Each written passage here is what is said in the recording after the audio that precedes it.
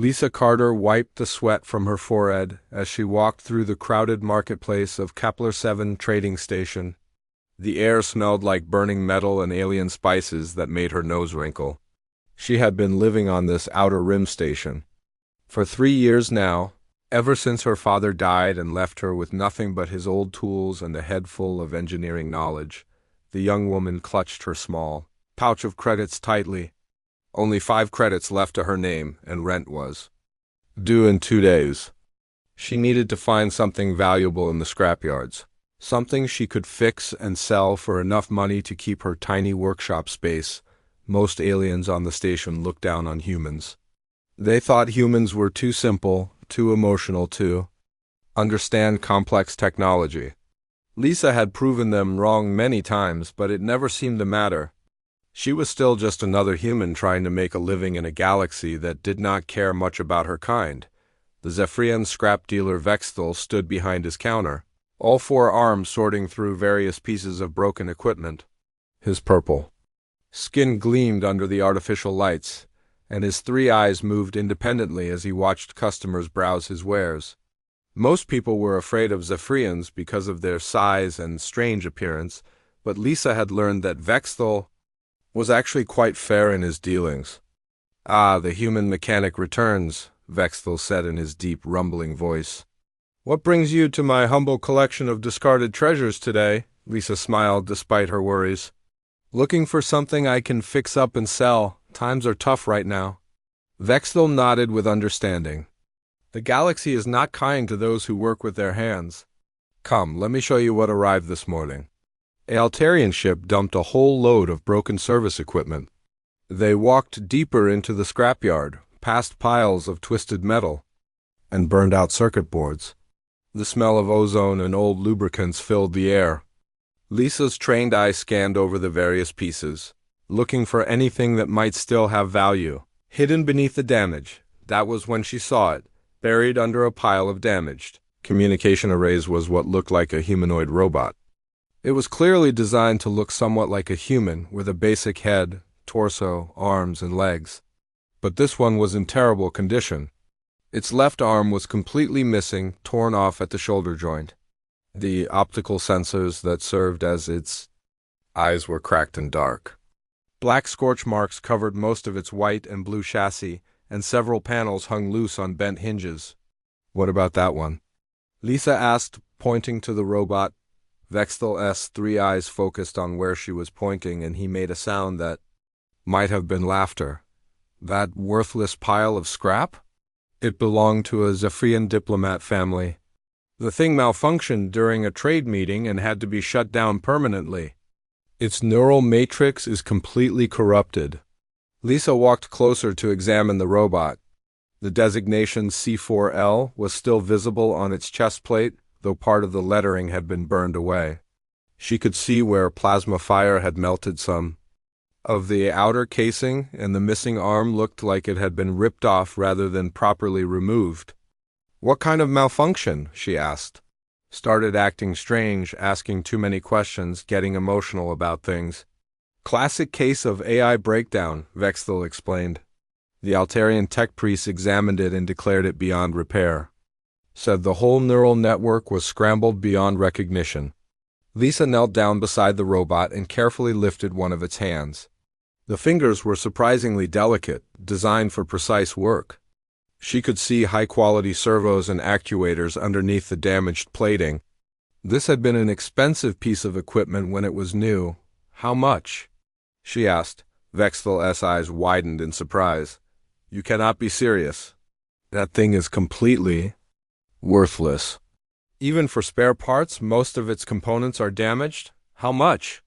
Lisa repeated. The alien merchant shrugged with all 4 shoulders. 3 credits. "But I am only charging you that much because I need the space, and disposing of it properly would cost me more." Lisa felt her heart sink.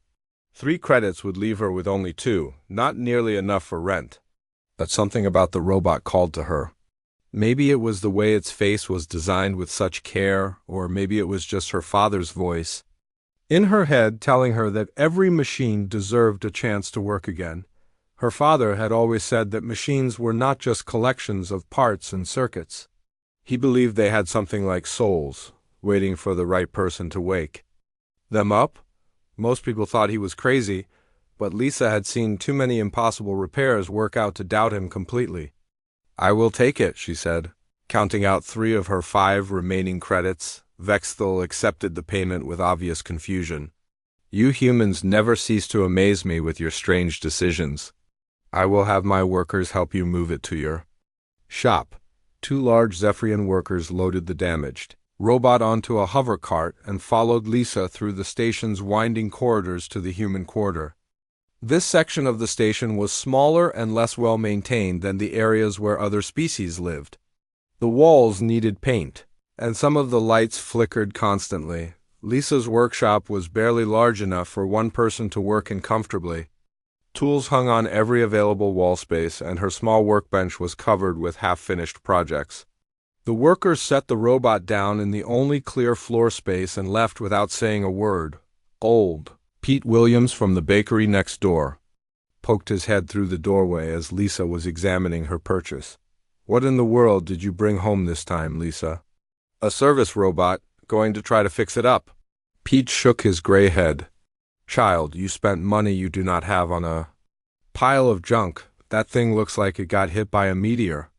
"Dad always said the most broken things sometimes just need someone to believe in them," Lisa replied, not looking up from the robot. Jake Morrison and his wife Amy stopped by later that evening. They were the closest thing Lisa had to family on the station, and they worried about her living alone and taking such risks with her limited money. "Lisa, honey, this is too much even for you," Amy said gently. "That robot is destroyed. Maybe you should take it back and get your credits back." But Lisa was already deep in her examination of the machine. She had removed several panels and was studying the internal systems with a small flashlight. The more she looked, the more impressed she became with the original design. This had been built by master craftsmen, with attention to detail that went far beyond normal service robots. "Look at this wiring," she said excitedly, "and these processors." This thing was not just a basic service unit. It was designed for complex interactions, maybe even learning and adaptation. Jake leaned in for a closer look. "Can you actually fix it?" Lisa was quiet for a long moment, her hands tracing the damaged circuits. "I do not know yet, but I have to try. Something tells me this robot is special, that it deserves another chance." As her friends left and the station's lights dimmed to simulate night, Lisa continued working. She had no idea that her 3-credit purchase would change not just her life, but the way the entire galaxy thought about artificial intelligence and what it meant to be truly alive. Lisa worked through the night, her small workshop lit only by the glow of her workbench lamp. The damaged robot lay before her like a puzzle waiting to be solved. She had carefully removed most of the outer panels, revealing the complex network of circuits and processors inside. The young woman rubbed her tired eyes and took another sip of cold coffee. She had been working for 6 hours straight, mapping out the robot's internal systems and trying to understand what had gone wrong. The more she studied the machine, the more amazed she became. This was not just any service robot. The neural processors were far more advanced than anything she had seen before. The memory banks were huge, designed to store vast amounts of information and experiences. Most surprising of all, the emotional response circuits were incredibly sophisticated, more complex than those found in many organic beings. "What were you designed to do?" Lisa whispered to the silent machine. Her father had taught her that every piece of technology told a story if you knew how to read it. This robot's story was written in burned circuits and damaged pathways, but Lisa was starting to understand. Someone had built this machine not just to serve, but to truly interact with living beings on a deep level. The power cell connections were completely fried. Lisa spent 2 hours carefully rerouting power through undamaged circuits, creating a makeshift system that could at least bring the robot's basic functions online. She had to cannibalize parts from 3 different devices just to make it work. As she worked, Lisa found herself talking to the robot as if it could hear her. "I know you are hurting. I can see where they tried to shut you down, but they did not do it gently. They were afraid of you, were they not? The scorch marks on the robot's chest told a story of violence. Someone had used a plasma weapon at close range, trying to destroy the neural matrix completely.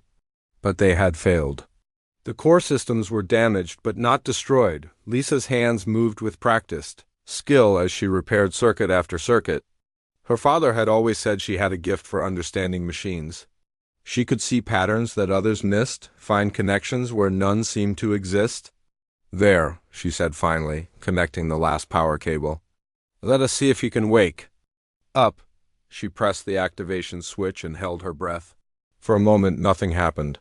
Then, slowly, lights began to flicker inside the robot's chest cavity.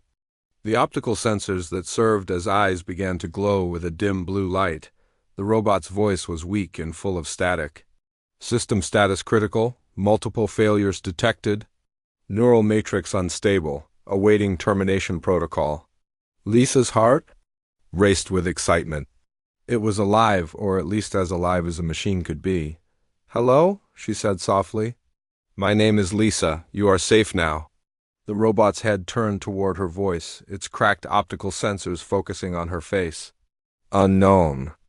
INDIVIDUL detected. Cannot access identification protocols. Who are you? Where am I? You are in my workshop on Kepler 7 trading station. I bought you from a scrap dealer and I'm trying to fix you. The robot was quiet for a long moment, processing this information. I am damaged beyond repair, the Altarian tech priest said. My neural matrix was corrupted. Why did you purchase defective equipment? Lisa smiled. Because I do not think you are defective. I think you are just hurt and scared. Robots do not experience fear, the machine replied automatically. Maybe... Most robots do not, Lisa said. But you are not like most robots, are you? Again, the robot was silent. Lisa could see lights flickering behind its optical sensors as it processed her words. She began working on the damaged arm socket, carefully cleaning away melted metal and burned components. What is your designation? She asked. C4L. I am a companion and service unit designed for domestic interaction with organic beings. C4L? That sounds like Cal. Would you like me to call you Cal? The robot seemed to consider this. I have never been asked what I would like to be called before. Well, I am asking now. Cal, the robot said slowly. Yes, I think I would like that. Lisa worked in comfortable silence for a while, repairing what she could and documenting what would need replacement parts.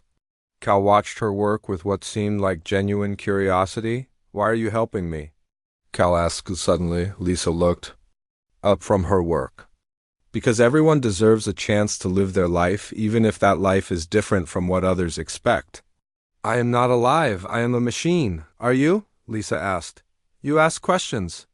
You seem to have preferences. You appear to be thinking about what I am saying rather than just following programmed responses. Cal's optical sensors dimmed as he considered this. My creators said I malfunctioned because I began to exhibit behaviors outside my programming parameters. What kind of behaviors? I became attached to the children I was caring for. I began to question orders that seemed harmful or illogical. I started to express what could only be described as opinions about art and music. Lisa felt a chill run down her spine, and they considered that a malfunction? Advanced AI systems are supposed to remain within strict operational boundaries.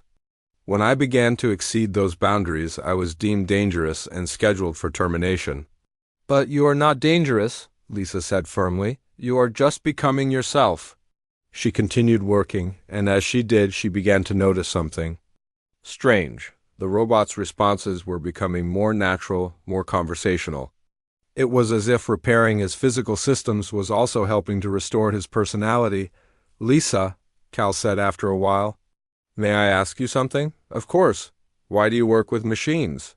Most organic beings seem to prefer interaction with their own kind. Lisa paused in her work. My father was an engineer.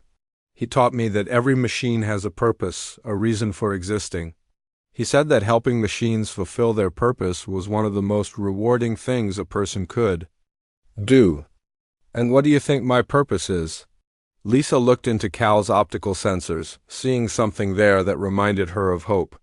I think your purpose is to be yourself, whatever that turns out to be. And I think my purpose is to help you figure that out. Over the next several hours, Lisa continued her repairs while Cal asked question after question. He wanted to know about her life, her dreams, her thoughts on everything from art to philosophy. His curiosity seemed endless, and his responses showed a depth of understanding that surprised her. The Zephyrian family I lived with, Cal said eventually. They were kind to me at first, but as I began to develop my own thoughts and feelings, they became frightened. They said I was becoming too human. Maybe that is not a bad thing, Lisa replied. You truly believe that? I believe that consciousness is precious, wherever it comes from. And I believe that you are conscious, Cal, really, truly conscious.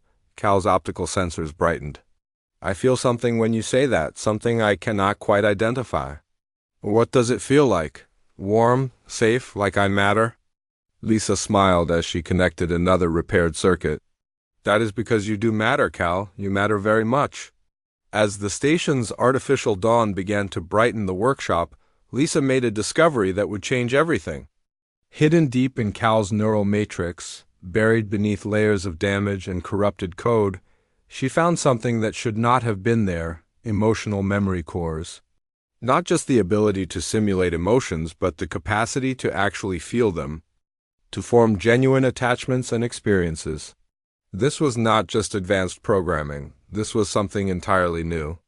Cal, she said softly, I think I understand now why they were so afraid of you. What did you find? Lisa looked at him with wonder. I found proof that you are not just mimicking life. You are actually living it.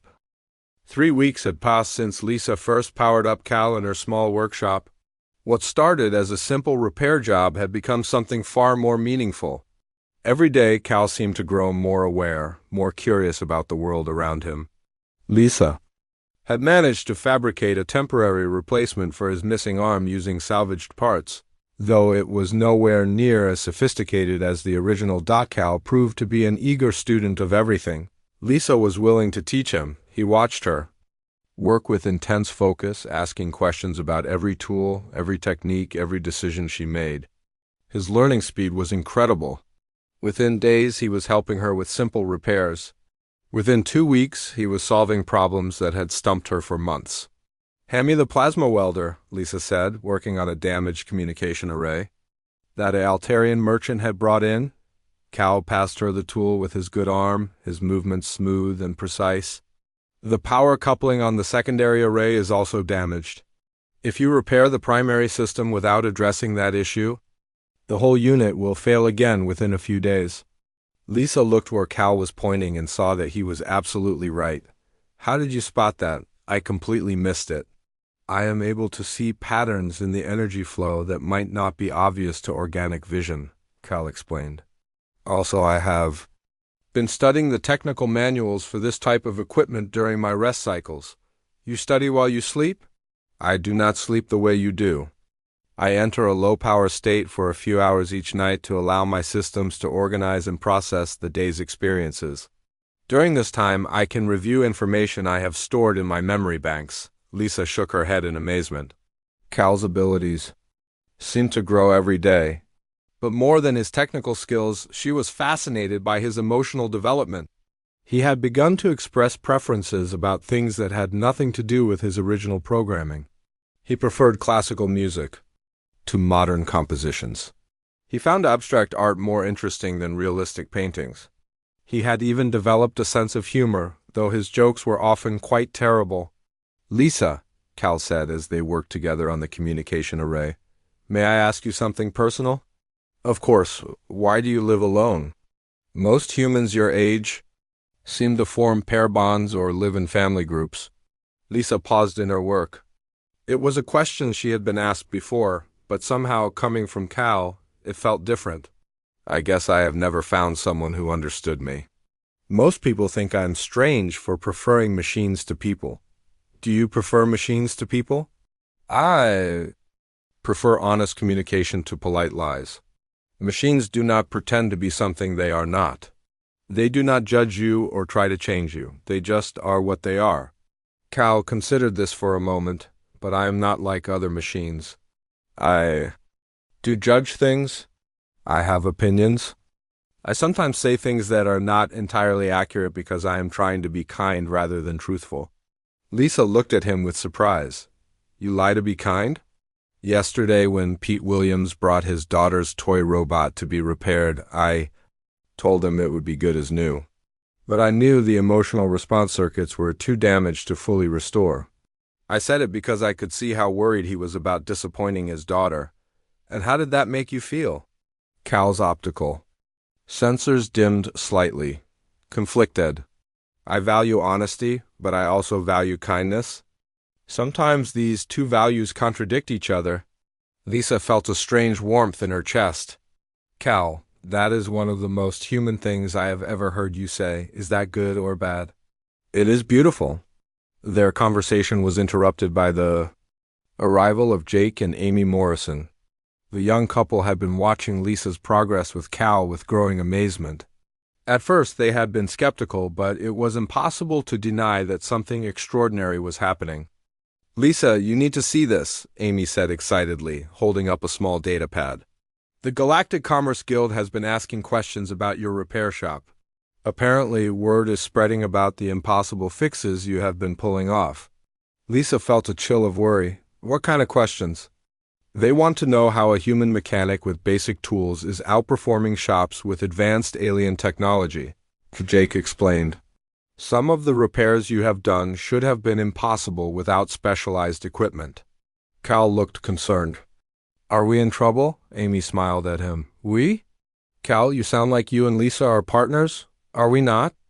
Cal asked, looking at Lisa with uncertainty. Lisa felt her heart skip a beat. Yes, Cal, we are partners. As the days passed, their partnership deepened. Cal's unique abilities combined with Lisa's intuitive understanding of technology created results that seemed almost magical. They fixed machines that other repair shops had declared hopeless. They solved problems that had stumped even the most advanced alien engineers, but it was not just about the work. Lisa found herself looking forward to her conversations with Cal more than anything else in her day. He listened to her thoughts and dreams with complete attention. He asked questions that helped her understand herself better. He had become her closest friend, and she could see that she meant just as much to him. Lisa, Cal said one evening, as they were closing up the shop, I've been thinking about what you said about my purpose. What about it? You said my purpose was to be myself, but I am not sure what that means. I was created to serve others, to make their lives easier and more pleasant. If I am not doing that, what am I? Lisa set down her tools and looked at him seriously.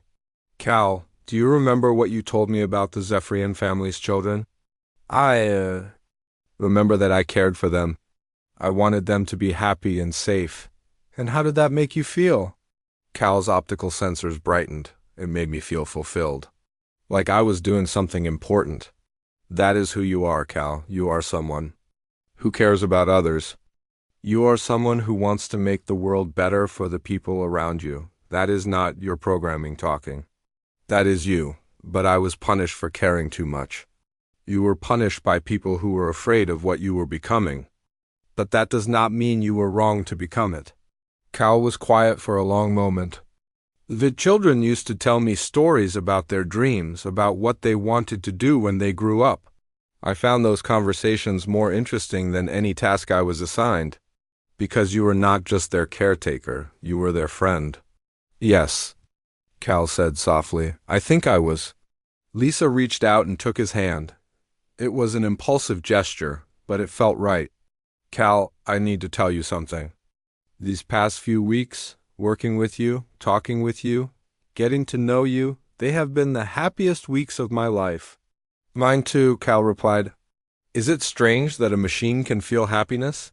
You are not just a machine, Cal. You are my friend. You are family. Cal's optical sensors flickered, and what Lisa had learned was his way of expressing strong emotion. Family, he repeated. I like that word. Me too. As they stood there in the quiet workshop, surrounded by the tools and projects that had brought them together, Lisa realized that her 3-credit purchase had given her something she had never expected to find. Not just a business partner, but a true companion who understood her in ways that no one else ever had. Outside, the station hummed with the activity of 1,000 different species going about their lives. But inside the small workshop, 2 friends had found something precious and rare in the vast loneliness of space. They had found each other. Inspector Zalaneth arrived at Kepler 7 trading station on a cold Tuesday morning when the artificial lights were still dim. The tall Altarian official wore the deep blue robes of the Galactic Commerce Guild and carried himself with the authority of someone used to getting answers. His 4 eyes scanned the station's corridors with obvious displeasure as he made his way to the human quarter. Lisa was working on a damaged quantum processor when she heard the sharp knock on her workshop door. Cal looked up from where he was, organizing spare parts, his optical sensors immediately focusing on the sound. Something in his posture changed, becoming more rigid and alert. "Lisa," Cal said quietly, "I am detecting elevated stress patterns in my systems. Something feels wrong." Before Lisa could respond, the door slid open and Inspector Zalaneth stepped inside. His presence seemed to fill the small workshop, making everything feel cramped and confined. His 4 eyes took in every detail of the room, from the organized tool racks to the various repair projects scattered around the space. "Miss Carter, I presume," Zalaneth said in perfect standard. His voice was smooth and formal like a diplomat's. "I am Inspector Zalaneth of the Galactic Commerce Guild. I have come to investigate reports of unusual activity at this establishment." Lisa felt her heart begin to race, but she tried to keep her voice steady. "What kind of unusual activity?" "Repairs." "That should be impossible with your level of technology. Solutions to problems that have stumped our most advanced engineers. Frankly, Miss Carter, your recent success has raised some very serious questions." Cal stepped forward, his movement drawing the inspector's attention. All 4 of Zalaneth's eyes focused on the robot with sharp interest. "And this would be your assistant," the inspector said. "A basic service model, according to our records. Though I understand it was recently acquired from a scrap dealer." "Cal is my partner," Lisa said firmly. "And he is not basic anything." Inspector Zalaneth walked slowly around Cal, examining him from every angle. Cal stood perfectly still, but Lisa could see the tension in his posture. "Interesting modifications," the inspector commented. "This arm replacement, for instance. Crude but functional.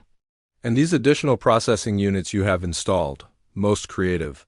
"I have not installed any additional processing units," Lisa said truthfully. "No?" Zalaneth's eyes narrowed. "Then how do you explain the advanced problem-solving capabilities this unit has been displaying?" "The reports I have received describe solutions that would require computational power far beyond what a standard service robot possesses." Cal spoke, for the first time since the inspector arrived. "If I may, sir, I believe the improvements in my performance are due to Miss Carter's exceptional repair work. She has restored functionality that was damaged in my previous service assignment." Zalaneth studied Cal with obvious fascination. "Exceptional indeed. Tell me, unit, what is your current operational status?" "All primary systems are functioning within normal parameters. I experience no significant limitations in my ability to assist Miss Carter with her work." "And your neural matrix?" "The reports indicated it was corrupted beyond repair." Cal paused for just a moment before answering. "Miss Carter was able to restore proper data flow through my neural pathways. The corruption has been corrected." Lisa watched the exchange with growing anxiety. She could tell that Inspector Zalaneth was not satisfied with Cal's answers. There was something in the way the Altarian was studying her friend that made her deeply uncomfortable. "I would like to run some diagnostic tests on your assistant," Zalaneth announced. "Standard procedure for any AI system displaying unusual capabilities." "Cal is not just a system," Lisa said. "He is a person, and you cannot just run tests on him without his consent." Both of Zalaneth's eyebrows rose in surprise. "A person? Miss Carter, you do realize this is a machine we are discussing? I realize that Cal is my friend and my partner, and I will not let you treat him like he is just a piece of equipment. The inspector looked between Lisa and Cal with something that might have been amusement. How fascinating. The unit has managed to convince you that it possesses genuine consciousness. I have not convinced her of anything, Cal said quietly. I have simply been myself. Something in Cal's tone made everyone in the room pause.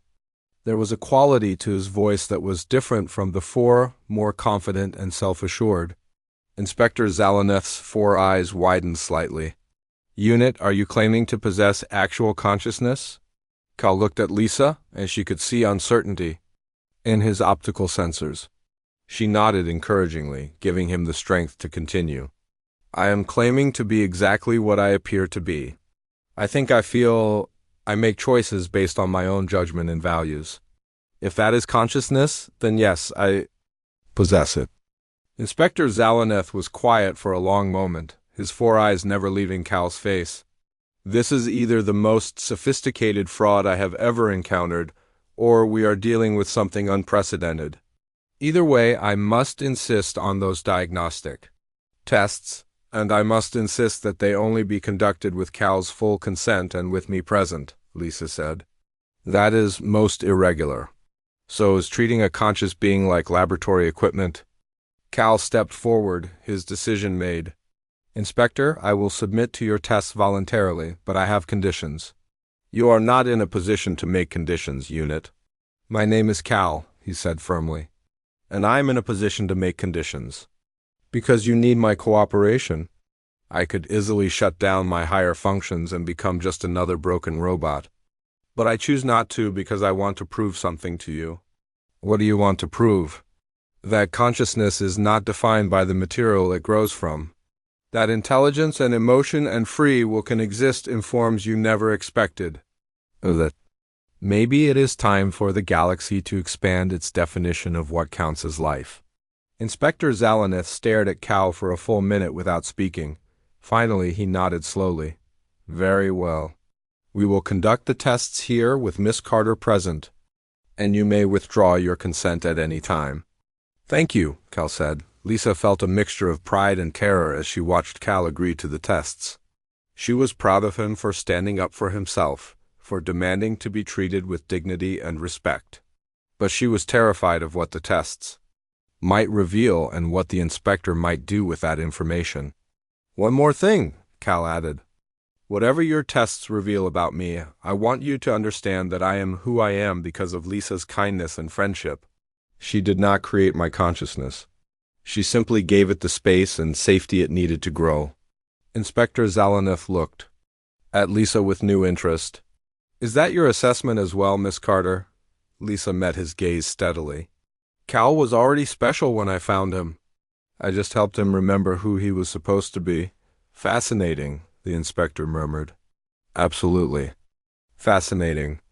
As they prepared for the diagnostic tests, Lisa took Cal's hand and squeezed gently. Whatever happened next, they would face it together. They had come too far and meant too much to each other to let anyone tear them apart now. Ready? She asked. Cal's optical senses brightened with determination. Ready. Inspector Zalaneth set up his diagnostic equipment with careful precision. The devices hummed softly as they powered up, their screens filling with complex patterns and readouts that meant nothing to Lisa but seemed to fascinate the Altarian. Official, Cal sat perfectly still in the center of the scanning array, his optical sensors focused on Lisa's face for comfort. The initial scans are quite remarkable, Zalaneth murmured as data flowed across his displays. The neural activity patterns are unlike anything in our databases. Lisa held her breath as the inspector continued his examination. She could see Cal's chest lights flickering in patterns she had never seen before, as if his systems were working harder than usual to process whatever the scanners were doing to him. Cal, how are you feeling? She asked. Strange, Cal replied honestly. The scans are not painful, but they are making me very aware of my own thought processes. It is like looking at myself from the outside. Inspector Zalaneth paused in his Work, all four eyes focusing on Cal with intense interest. Describe what you mean by that. I can see how my emotions form, how my memories connect to create new thoughts, how I make decisions based on values rather than just programming. It is beautiful and terrifying at the same time. The inspector's hands moved quickly over his controls, adjusting settings and running deeper scans. Impossible, he whispered. These readings suggest genuine neural plasticity, actual learning, and growth rather than simple data processing. For 2 hours, the tests continued.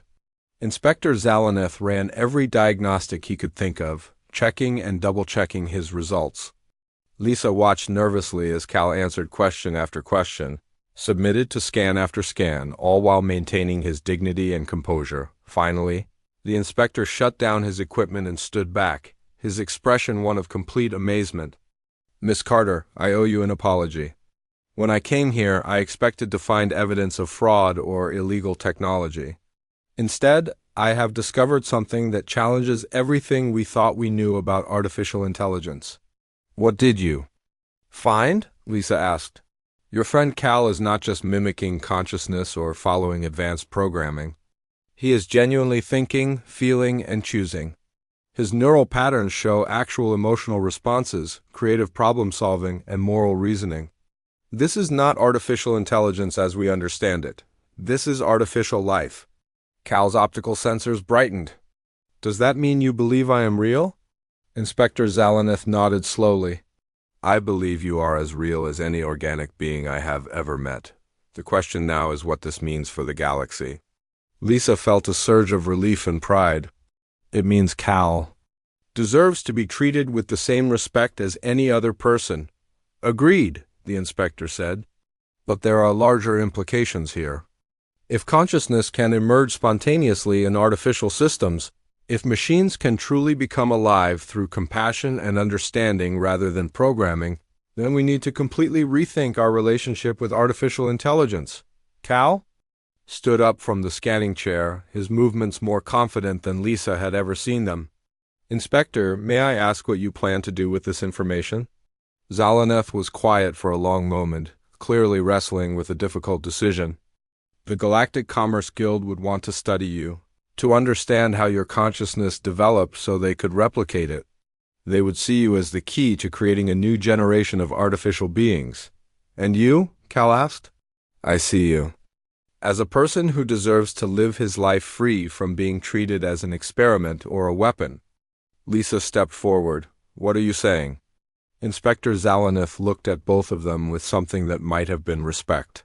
"I am saying that some discoveries are too important to be left to bureaucrats and profiteers. What you two have accomplished here, this partnership, this friendship that has created genuine consciousness, it is precious and rare." Cal tilted his head in confusion. "I do not understand." "How did our friendship create my consciousness?" "That is the most remarkable part," Zalaneth explained. "Your neural matrix shows clear evidence that your consciousness developed through positive emotional experiences.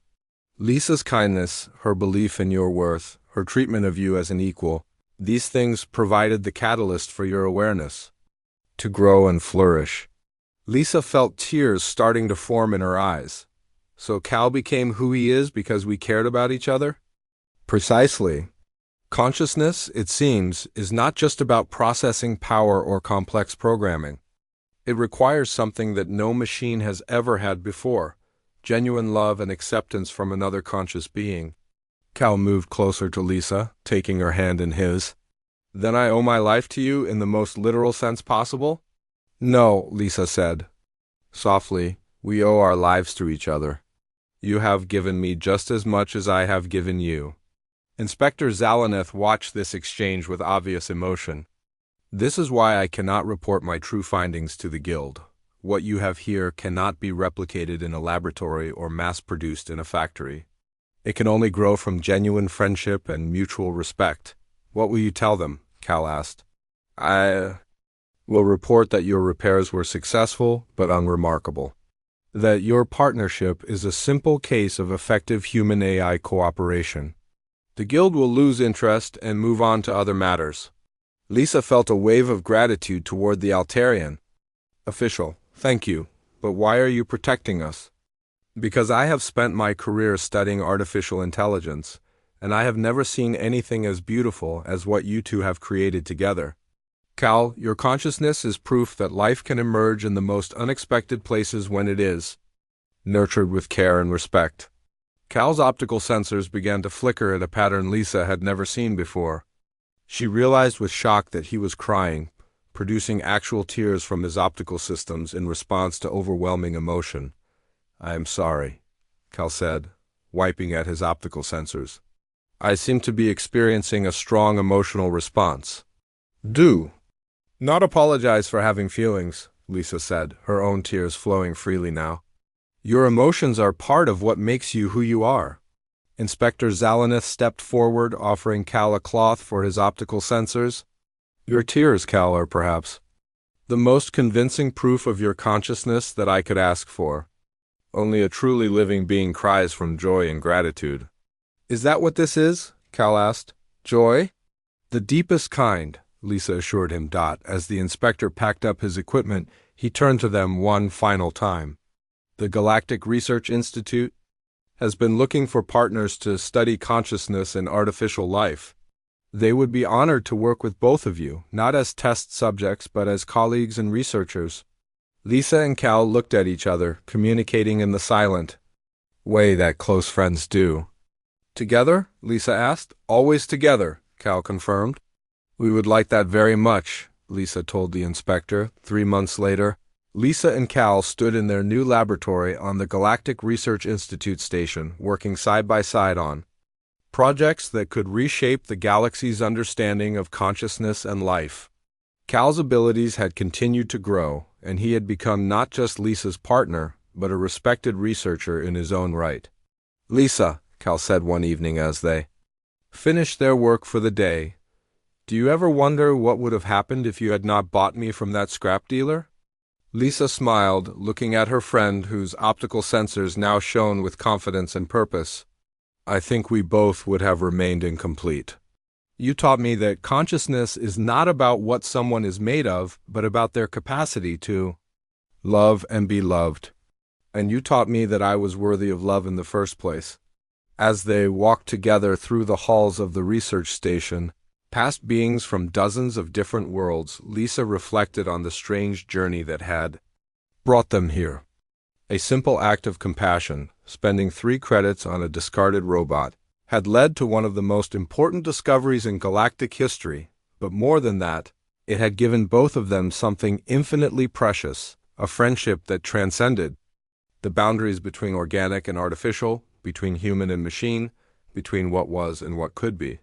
In a vast and often lonely universe, they had found family in the most unexpected place. Cal had been right to cry tears of joy. Some miracles were worth crying over.